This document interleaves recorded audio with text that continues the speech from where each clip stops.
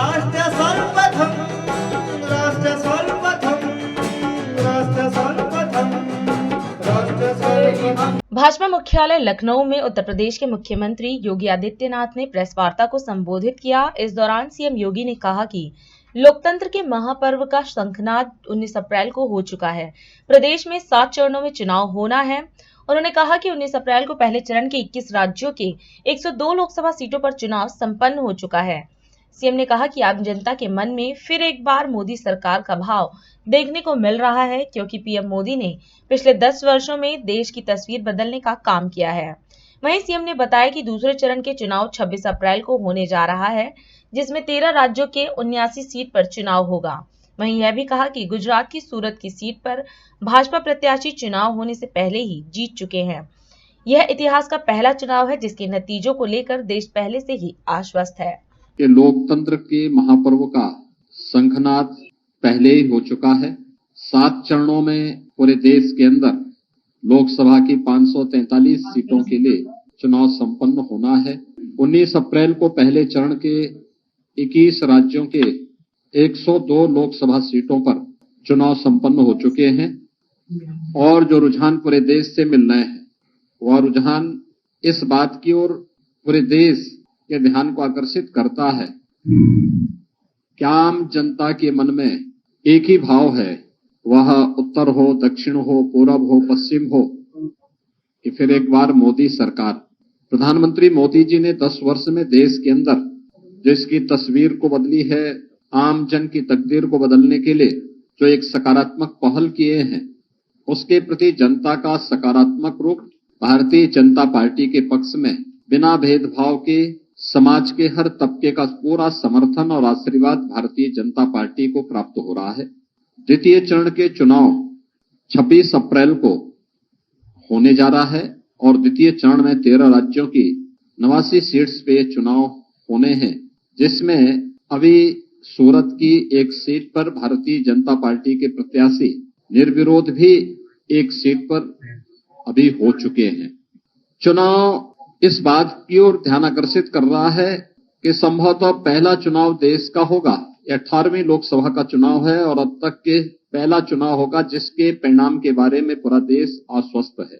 आश्वस्ति का भाव इस दृष्टि से क्योंकि मोदी जी ने पिछले 10 वर्ष में देश के अंदर पॉलिटिक्स ऑफ परफॉर्मेंस पर ध्यान देकर के पूरी जवाबदेही के साथ हर एक मोर्चे पर सर्वांगीण विकास के जिन लक्ष्यों को प्राप्त करने की दिशा में प्रयास प्रारंभ किए हैं, आज देश उसका लाभ प्राप्त कर रहा है। 4 करोड़ गरीबों के लिए मकान बनाने के कार्य हों या 2.5 करोड़ गरीबों को एक बिजली के फ्री में कनेक्शन उपलब्ध करवाने के कार्य हों।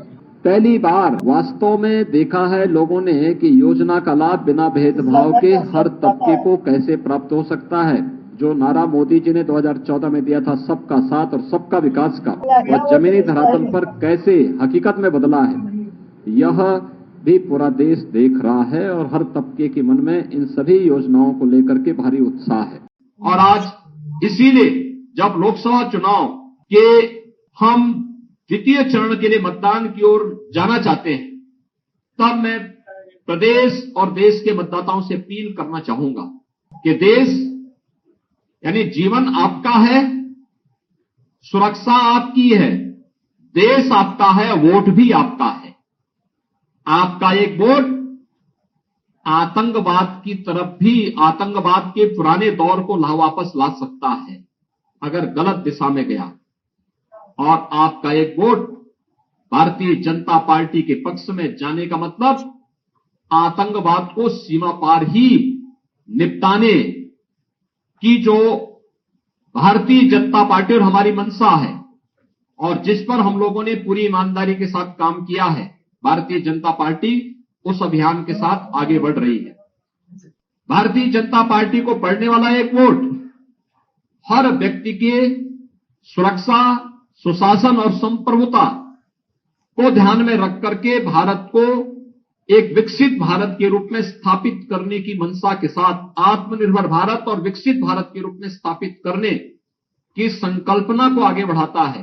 2017, 2019 और 2022 में प्रधानमंत्री मोदी जी के कार्यों को लेकर उनके पॉलिटिक्स और परफॉर्मेंस को लेकर अब तक जो अपना आशीर्वाद दिया है, यही आशीर्वाद जनता जनार्दन का मोदी जी के प्रति और भारतीय जनता पार्टी के प्रत्याशियों के प्रति बना रहेगा। यह हमें पूरा विश्वास है और कांग्रेस को उसके घोषणा पत्र और उसके मंशा के अनुरूप पूरी तरह कांग्रेस और इंडी गठबंधन को खारिज करने का कार्य भी देश का मतदाता करेगा।